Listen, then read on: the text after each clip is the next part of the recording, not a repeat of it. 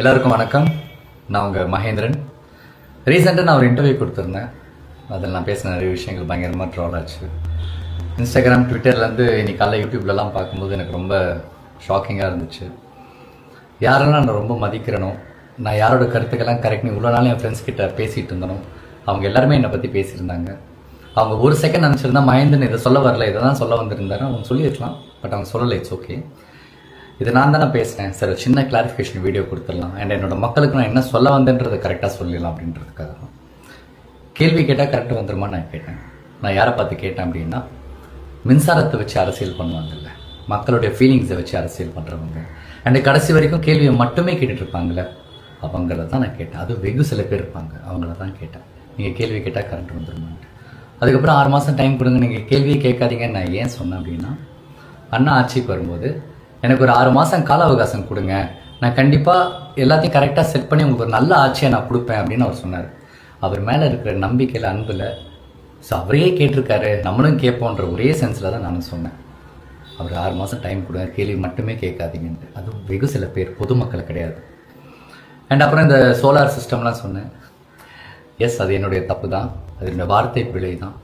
நான் ஒன்றும் பயங்கரமான ஸ்டூடெண்ட்லாம் கிடையாது. நான் ரொம்ப கஷ்டப்பட்டு 10th முடிச்சுட்டு அப்புறம் 12th போய் 11th 12th ஐயோப்பா படிக்க முடியாமல் நடுவிலே ஓடி வந்துட்டேன். ஸோ ரொம்ப சாதாரண ஒரு ஆவரேஜ் ஸ்டூடெண்ட் தான்.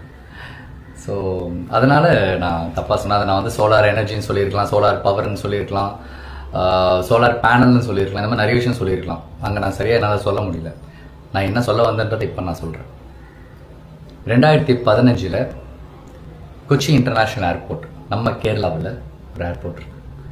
அந்த என்டையர் ஏர்போர்ட்டும் சோலார் எனர்ஜி சோர்ஸில் தான் அது ஒர்க் ஆகிட்டுருக்கு. என்டையர் ஏர்போர்ட் நீங்கள் ஃபுல்லாக பார்த்தீங்கன்னா அந்த ஏர்போர்ட்டை சுற்றி சோலார் பேனல்ஸாக தான் இருக்கும். அதில் வர்ற அந்த எனர்ஜி சோர்ஸில் தான் அந்த ஏர்போர்ட்டே ரன் ஆகிட்டுருக்கு. உலகத்திலேயே ஃபர்ஸ்ட் ஏர்போர்ட். நான் பார்த்துருக்கேன். நான் அப்போ நினச்சிருக்கேன், ஏன் நம்ம தமிழ்நாட்டில் இந்த மாதிரிலாம் இல்லை, நம்ம கிராமத்தில் எவ்வளோ மக்கள் கஷ்டப்பட்டுக்கிட்டு இருக்காங்களே, அங்கே ஒரு கவர்மெண்ட் செஞ்சுதே, இந்த நம்ம ஊரில் கவர்மெண்ட்டே செய்யலையா அப்படின்னு நான் நினச்சேன். அப்புறம் பார்த்தா 2011 அன்னைக்கு சிஎம்மாக இருந்த ஜெயலலிதா அம்மா அவங்களோட வீட்டு மனை திட்டத்தில் வீட்டுக்கு மேலே சோலார் பேனல்லாம் வச்சு செட் பண்ணி ஒரு டெக்னாலஜி இன்ட்ரடியூஸ் பண்ணியிருக்காங்க. ஏன் பண்ணாங்க? மக்கள் கரண்ட் இல்லாத நேரத்தில் கஷ்டப்படக்கூடாது, அவங்களுக்கு இந்த ஃப்ரீ சோர்ஸ், இந்த ஃப்ரீ எனர்ஜியிலேருந்து எலக்ட்ரிசிட்டி வந்துட்டு ப்ரொடியூஸ் ஆகும், இதில் மக்கள் ஓரளவுக்கு பயனடைவாங்கன்ற ஒரு டெக்னாலஜி. அன்றைக்கி நம்ம அதை ஃபாலோ பண்ணி தான் இன்றைக்கி இந்த 2026 நம்ம டெக்னாலஜி நல்லாவே நம்ம அதை புரிஞ்சிருப்போம். அதெல்லாம் நம்ம மிஸ் பண்ணிட்டோம். இதெல்லாம் தான் நான் சொல்ல வந்தேன். அப்புறம் சொன்னேன், என் வீட்டிலேருந்து கரண்ட் எடுத்துக்கணும். நான் எப்படி என் வீட்டிலேருந்து கரண்ட் எடுத்துப்பாங்க? என் வீட்லேயும் கரண்ட் எடுத்தாலும் எடுத்துக்கோங்க, நான் இப்படியே இருக்கேன், கஷ்டப்படுறேன், இந்த மக்களாக கஷ்டப்படுறேன்னு தான் நான் சொல்ல வந்தேன்.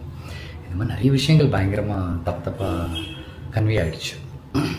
அதுக்கப்புறம் சொன்னாங்க, மகேந்திரனுக்கு பயங்கர திமிரு, அவன் வந்து சின்ன வயசுலேருந்தே பயங்கர திமிரு, ஒரு டேரக்டர் மணி கால் மேலே கால் போட்டு இன்னும் சீனிப்பெல்லாம் கேட்டான். அப்படிப்பட்ட ஒரு சம்பவம் நடக்கவே இல்லை. என்னை பற்றி பேசின அண்ணாவுக்கு நான் ஃபோன் பண்ணி கேட்டேன், என்னன்னா என் பேரெல்லாம் சொல்லிடுங்க, எப்போ நான் நடந்துச்சு அப்படின்ட்டு. அப்போ சொன்னேன், இல்லை மகேந்திரா, உன்னை எனக்கு சின்ன வயசுலேருந்தே தெரியும், நான் சும்மா இதை விளையாட்டுத்தனமாக பேசி சும்மா ஒரு ஃபன்னுக்கு அப்படி பேசிட்டேன் அப்படின்னு. சரி, நான் பரவாயில்ல, நான் விட்டுட்டு 2 வருஷம் ஆச்சு. இன்றைக்கி நீங்கள் அதையும் கிளறிட்டு இருக்கீங்க. மகேந்திரன் திமிரு, ஆட்டிடியூட், அவன் யாருமே மதிக்க மாட்டான். அண்ட் இன்னொரு அலிகேஷன் இருக்குது, இந்த கஷ்டத்தெல்லாம் பார்த்து மகேந்திரன் மக்களோட கஷ்டத்தை பார்த்து சிரிக்கிறேன், ஏராளமாக பேசுகிறான்ட்டு. ப்ளீஸ் எனக்கு அந்த மாதிரி பட்டத்தெல்லாம் கொடுத்துறாதீங்க. இன்றைக்கி நான் ஒரு வேளை சோறு சாப்பிட்றேன், அதுக்கு காரணமே இந்த மக்கள் தான். இவ்வளோ முக்கியமான இந்த மக்களை நான் எப்படிலாம் இருப்பேன்? என் கூட வேலை பார்த்தவங்க, என் கூட பழகினவங்களுக்கு தெரியும் நான் இந்த மக்களை எவ்வளோ விரும்புகிறேன், அவங்களை எவ்வளோ நேசிக்கிறேன் அப்படின்ட்டு. எனக்கு தயவு செஞ்சு இந்த மாதிரி தப்பான பேர்லாம் கொடுத்துறாதீங்க. இப்போ நான் சரியாக நடிக்கலை அப்படின்னா, என் படம் நல்லா இல்லை நீங்கள் சொல்லுங்கள், மகேந்திரன் சரியாக நடிக்கலை, நீ ஒன்றுமே இல்லைன்னு சொல்லுங்கள், நான் கரெக்ட் பண்ணிக்கிறேன்.